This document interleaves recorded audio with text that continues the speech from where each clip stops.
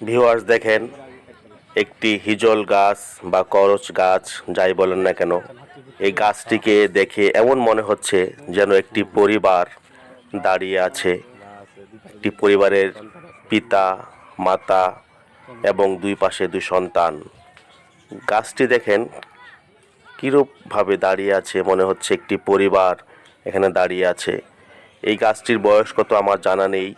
আমি হিজল বন ঘুরতে গিয়ে এই গাছটি দেখেছি এবং এই গাছটি আপনাদেরকে দেখানোর জন্য, এবং আমার কাছে মনে হলো এটি একটি পরিবারের মতো দাঁড়িয়ে আছে গাছটি, তাই আপনাদেরকে দেখালাম। আপনাদের কার কাছে কেমন মনে হচ্ছে আপনারা ভিডিওটি দেখে কমেন্ট করে জানাবেন এবং এই গাছটি সবাইকে দেখার জন্য শেয়ার করে দিবেন। আর আপনারা এই হিজল বনে এসে সরাসরি গাছটি দেখতে পারেন। এটি হচ্ছে নেত্রকোনা জেলার